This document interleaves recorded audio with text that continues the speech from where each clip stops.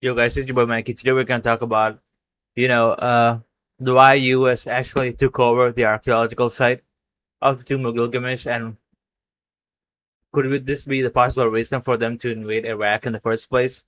And what is the historical significance and importance of the Tomb of Gilgamesh in the first place? Let's take a look at this. In 2003, a German archaeological team announced something that should have stopped the world. They had been excavating in southern Iraq, working the dry floodplain south of the modern city of Nasiriyah, following survey data that pointed toward a site consistent with the ancient city of Uruk. Uruk is not a hypothetical city. It is one of the most significant urban centers in the archaeological record, the world's first true city by most definitions. It was home to a population of perhaps 50,000 people at its height, around 3000 BCE. It was the city that gave Mesopotamia its name for the entire region of Iraq. The German team had been working Uruk's environ systematically, mapping subsurface features with ground-penetrating radar and satellite imaging. What the radar showed them beneath the desert surface was a city. Not the remains of a city preserved in extraordinary condition by the aridity of the southern Iraqi desert, sealed. And God knows what else is underneath there, like what kind of ancient technology, modern technology, possibly before the flood itself or after the flood. We know that we're not the most advanced civilization, and there are remnants of advanced civilization underneath those structures in the first place. Beneath the sediment that had accumulated over it across 5,000 years of abandonment. Houses, gardens, fields, canals ran between the residential areas in a pattern that the team's archaeobotanist Jord Fassbinder described in press materials that circulated briefly before everything changed as a kind of Venice in the desert. An urban plan of extraordinary sophistication, preserved intact beneath the ground. And on the edge of the site, separate from the residential areas, distinct in its structure and its orientation, the radar showed something that matched a very specific description that had existed in written form for nearly 4,000 years. It looked like the burial place described in the Epic of Gilgamesh. I want to be careful here about what the team actually claimed and what the evidence actually showed, because this story has been distorted in both directions, oversimplified into a confirmation that Gilgamesh's tomb was found, and dismissed as fringe speculation with no archaeological basis. The reality is more interesting and more frustrating than either position. What the German team found, confirmed by Fassbinder to the BBC in April 2003, was a site that matched the textual description with enough specificity to take seriously. The Epic of Gilgamesh, the oldest narrative literature in human history and predating Homer by 15 centuries, describes the burial of Gilgamesh in specific terms. The river was diverted, the tomb was constructed in the riverbed, the river was returned to its course. The burial place was sealed beneath flowing water, hidden, protected, preserved. The radar data at the Uruk site showed a structure on the edge of the ancient canal system whose configuration was consistent with exactly this kind of construction. A burial chamber positioned where a river channel had been, surrounded by the evidence of ancient hydraulic engineering. Was it Gilgamesh's tomb? The team did not claim that. What Fassbinder said was that the site was consistent with the description in the epic and that excavation was the obvious and necessary next step. Excavation never happened. 3 weeks after the announcement, the United States invaded Iraq. Yeah, they took that shit over. Like any type of information, something that says possibly the old world, like these countries took that shit over. Like especially the main countries or the main horsemen of the world order itself. These people that took that shit up, they took control of the situation ASAP as possible, and that information got out. I want to address the timing directly and honestly, because the timing is where the narrative most easily becomes distorted. The United States invasion of Iraq began on March 20th, 2003. Come on, you cannot be a normal person having some kind of common sense and say the timing doesn't, or just say the timing some kind of coincidence. You could not just say that. Come on, bro. Like, the German archaeological announcement had circulated in early April 2003. The sequence is actually reversed from the most dramatic telling. The invasion began before the announcement was widely distributed, not after. What is true is that the invasion made excavation impossible. The security situation, the displacement of academic institutions, the collapse of the Iraqi infrastructure that had supported international archaeological work, all of it ended the possibility of following up on what the radar had shown. Whether that matters depends on what you believe about the site. If it was an extraordinarily well-preserved ancient urban complex, consistent with the described burial place of the most famous king in Mesopotamian history, then yes, the interruption of that work by a military invasion is significant, and its significance deserves to be stated clearly. Important things were not found, important questions were not answered. That is not conspiracy, that is consequence. But to understand why those unanswered questions matter, you need to understand who Gilgamesh was and what the epic says about him. The Epic of Gilgamesh is a genuine ancient text. Clay tablets containing portions of it have been recovered from multiple sites across Mesopotamia, with the most complete version. yeah, I don't regard these things as mythology anymore. I think these things actually happened. Babylonian version, assembled from 12 tablets found in the library of Ashurbanipal at Nineveh in the 19th century by the British archaeologist Austen Henry Layard. Layard shipped thousands of tablet fragments to the British Museum. George Smith, working as an engraver at the museum, taught himself cuneiform and spent years piecing the fragments together. In 1872, he read a passage that he recognized immediately, a flood story predating Genesis, describing a survivor who built a boat, released birds to find land, and came to rest on a mountain. Smith reportedly tore off his clothes and ran around the room. Underlies the most significant narrative in Western religion, written in Akkadian on clay tablets that were already ancient when the Bible was composed. The Epic of Gilgamesh did not borrow from Genesis. Genesis borrowed, through a long chain of textual transmission and cultural contact, from Mesopotamia. The Sumerian flood story was older. The Sumerian survivor, Utnapishtim, in the Akkadian version, Ziusudra in the older Sumerian, was the original. Noah is his descendant in a literary genealogy that runs from the river valleys of Iraq to the Hebrew Bible to the foundation of Western civilization.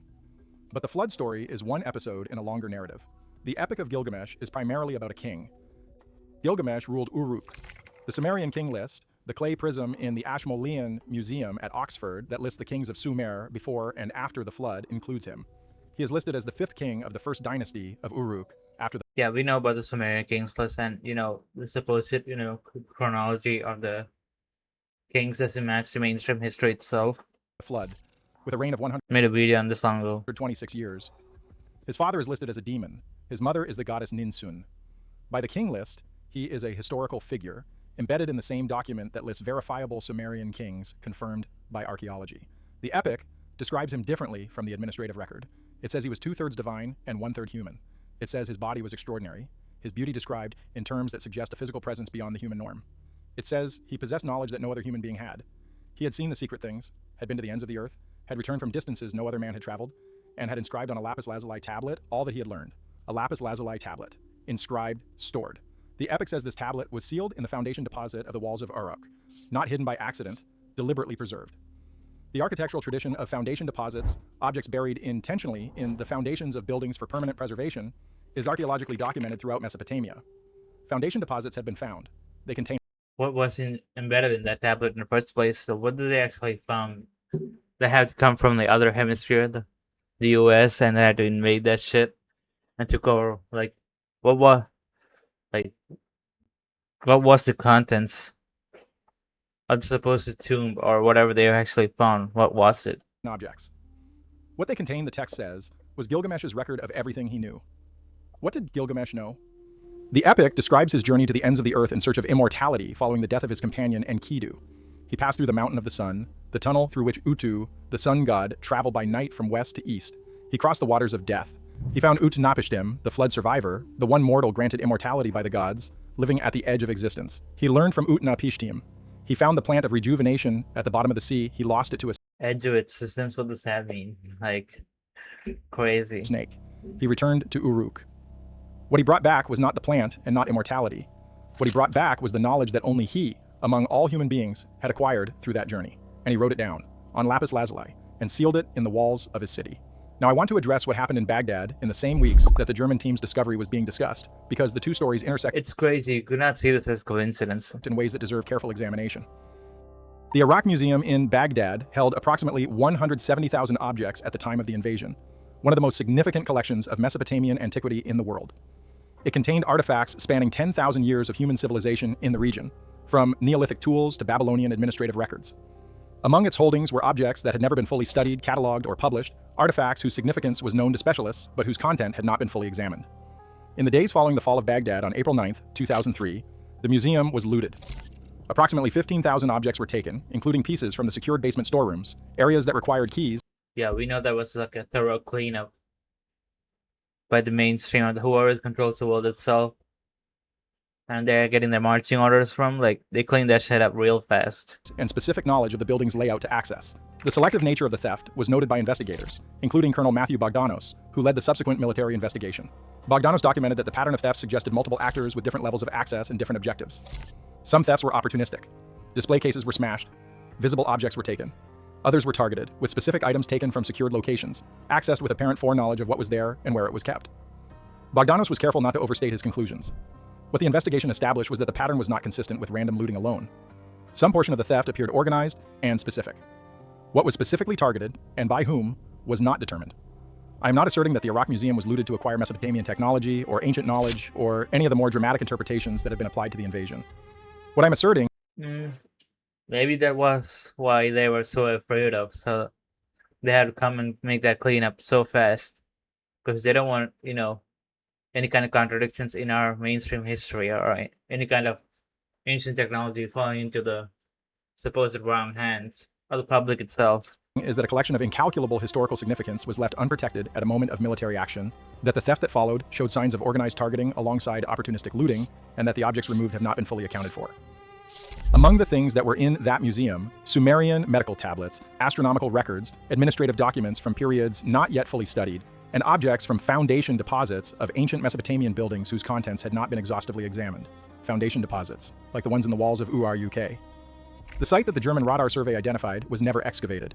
It was a preserved city beneath the southern Iraqi desert, and a structure on the edge of the ancient canal that matched the burial description in the epic. The team left. The invasion proceeded. The museum was looted. The tablets that had been coming out of Iraqi soil for over a century continued to disperse into private collections, illegal markets, and institutional repositories around the world. Many of them remained untranslated. Was Gilgamesh real? The king list says he was.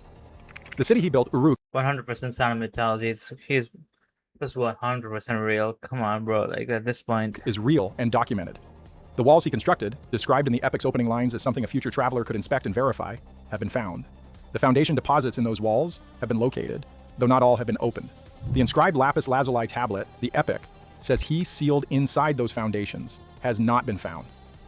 Was the structure of the German... Yeah, they took that shit off, bro. Like they looted that shit. Like every information's now. They got what they actually need and should have cleaned up. They cleaned up and stored that shit somewhere else, bro. Like, so obvious.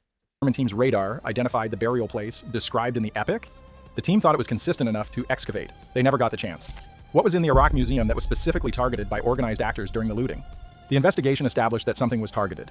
It did not determine what. The organized actors were like, the mainstream of people who actually control the world itself. What would we find if the foundation deposits of Uruk's walls were fully opened and examined? We do not know. The tablets already recovered from Uruk and its vicinity represent a fraction. And you can actually see these convoluted samples throughout everywhere. Any place of antiquity, like there's some kind of like information or personal information about some kind of technology or some kind of history before the flood or something that isn't alive in mainstream history.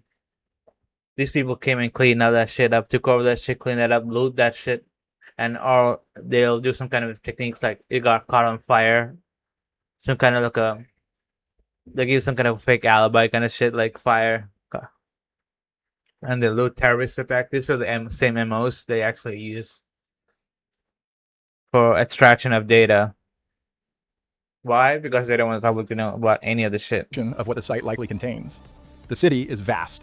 The excavation work conducted over more than a century has covered only a portion of it. What is certain is this. The oldest narrative in human history describes a king who knew things no other human being knew, who wrote what he knew on lapis lazuli, and who sealed that record in the foundations of the city he built. A city that still exists, partially excavated in southern Iraq. In 2003, a German archaeological team found what appeared to be the preserved remains of that city and a structure consistent with his described burial place. 3 weeks later, Iraq was invaded. The excavation was abandoned. The museum was looted.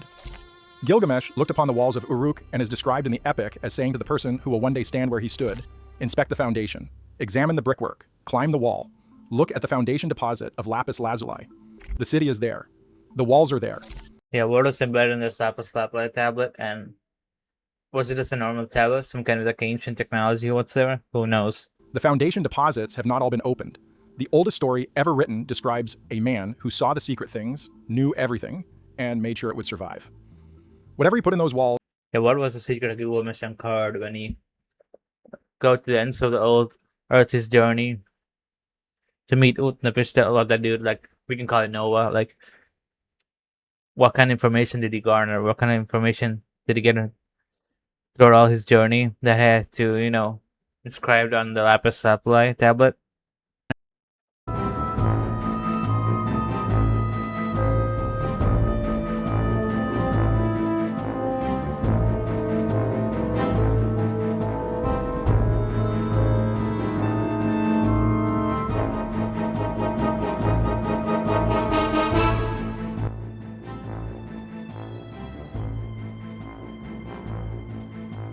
Yeah, but also, they claim this is a video when Tomb of Gilgamesh was found. But I highly doubt this is actually a true video. Like, this is fake as fuck.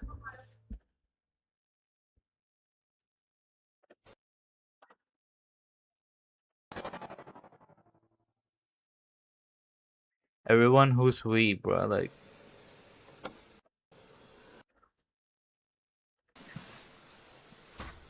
okay, but this video is fake as fuck, bro. Like, if some kind of like this kind of precarious information actually has been found out, do you think they're gonna release to the public? Bro, this video is super fake as fuck, bro.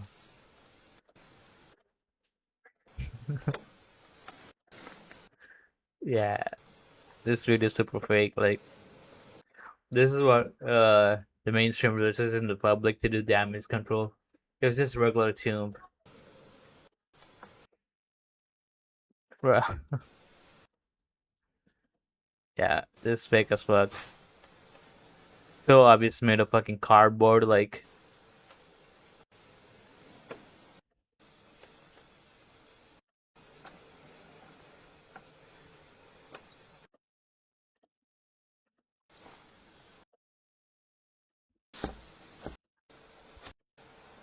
yeah, just show the tomb. Like,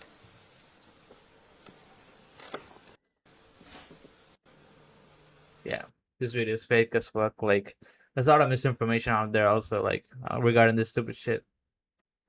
It's crazy. Is either still there or it is not. And we enter It's 100% not there. Someone took that shit over. Like, so obvious. So that's about it. I can sub.